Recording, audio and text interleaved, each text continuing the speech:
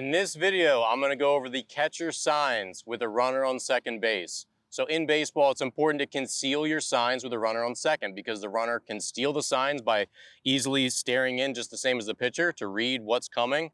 So in a lot of times in youth baseball at the younger levels, players are just giving one sign and they haven't yet learned how to give a series of signs to conceal what they're doing. So in today's video, we'll go over catcher signs with a runner on second base.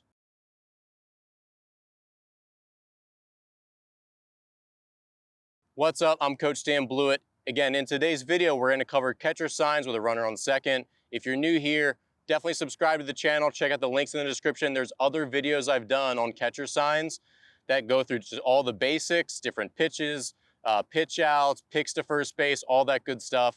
So check out the description below where you can find that video on the basic catcher signs if you're new to all this stuff. This is sort of more advanced. You've got to get the basics first before you start working on these series of signs to conceal what you're throwing with a runner on second base.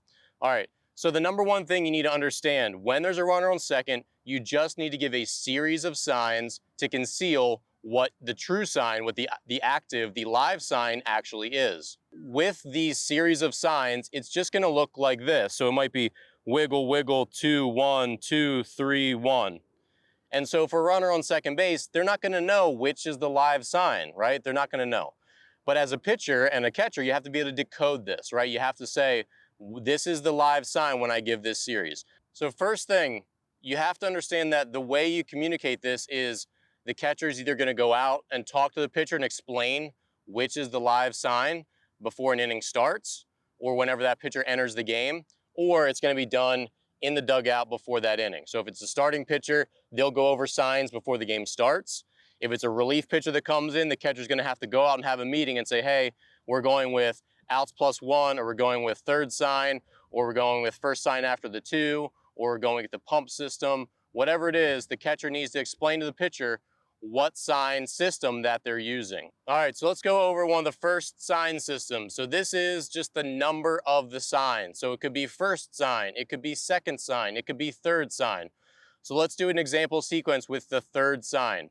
So if it's third sign and I go 2, 2, 1, wiggle, the pitch is gonna be 1 because it was 2, 2, 1 because we're going with third sign, and then wiggle is going after. You always want to give more signs than there are numbers. So if it's like second sign, you wouldn't just do 2 signs, right? You have to make sure you do at least like 4 or 5 so that in the sequence, there's some room on both sides in case they're trying to guess, right? So say it's first sign, we go wiggle, wiggle, 2, 2, 1, 3. It's wiggle because, and which is a changeup because we went on first sign. So this is one of the easiest ones, and it's not necessarily, again, it doesn't have to be a really complicated system for it to work, especially in amateur baseball. So picking a number of signs, so whether it's the first sign or the second sign or the third sign, or even the fourth sign or last sign, that's a very easy way just to get a simple system in place with young pitchers. All right, second system. So this is after blank. So you could say first sign after the 2, or first sign after the wiggle, or first sign after the 1, or anything like that. So you just say it's following a sign, or it could be second sign after the 2. So let's go second sign after the 2. So if I go 1, 2, 2, 2, wiggle, it's a 2, it's a curveball. If I go 2, 1, 1, wiggle, 1, what is it? Leave it in the comments below and let me know what that sequence was. But basically you can just pick any sign. So hey, first sign after the 1, 1, 1, 1, wiggle, wiggle. It's a fastball because it was first sign after the first 1. Now, one thing you will do at times is say a pitcher shakes, you might switch it up. So a lot of times if it's say it's second sign where it's wiggle 3, 1, 2, 3, that'd be a slider because the slider, the 3 was the second sign. If they shake, you might say first sign after the shake. That's a common thing just to make it not take so darn long. Because if you're always going with these really long systems where you have to go through the full sequence or whatever, and you always need to go through the full sequence, but if it just becomes really dragged out, you might just say first sign after the, after you shake. That's something you can do as well. But again, this is a really simple one. So first sign after the blank pitch. All right, the next system is outs plus one. I don't love this one because you have to remember that the sign is going to change as the inning progresses. But that added complexity is also why it can be an effective defense against your signs being stolen. So outs plus one means if there's no outs, it's the first sign in the sequence. If there's two outs, it's the third sign because it's outs, so two outs, plus one equals the third sign is live. Obviously, you wouldn't do just outs because you can't have zero outs, or you can't have zero, like a zero number sign. So let's say it's outs plus one, and the inning has just started off. So that means the first sign is live. So I'd go 3, 3, 2, 1, 3. It'd be a 3, a slider, because that's the first sign. Outs plus one, 0 outs, means the first sign is live. The first sign I gave was a slider. Now say we get a ground ball double play, and now there's 2 outs. So now it'd be outs plus one, so the third sign is live. So now it'd be 1, 2, wiggle, 1, 3. The third sign I gave was wiggle, which is a change up.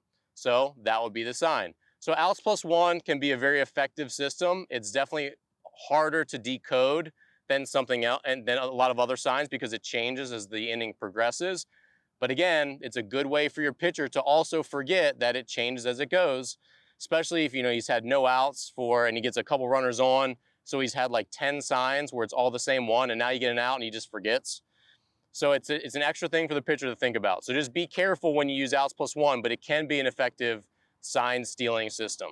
All right, the next system for catcher signs with a runner on second base is the first sign indicator. So this one simply means that the first sign is a dummy sign that tells the pitcher which sign is live. So if I go 1, 2, 3, 1, the 1 was saying the first sign after this first sign is the live sign. So if I went 1, 3, 2, 1, that means 3, which was the first sign after the dummies, the indicator sign, is the live sign. So that pitch would be a slider. So if I went 3, 2, 2, 3, 1, wiggle, it would also be a slider because I went 3 first, which is the indicator says the third sign is live, and then I went something like 1, 2, 3, wiggle, something else, right? I forgot. But I know that 3 was the third sign. So the indicator, again, the first sign is the dummy. This is the indicator that says 2 is the live sign. Now it starts over. 3, wiggle, 1, 1, 2.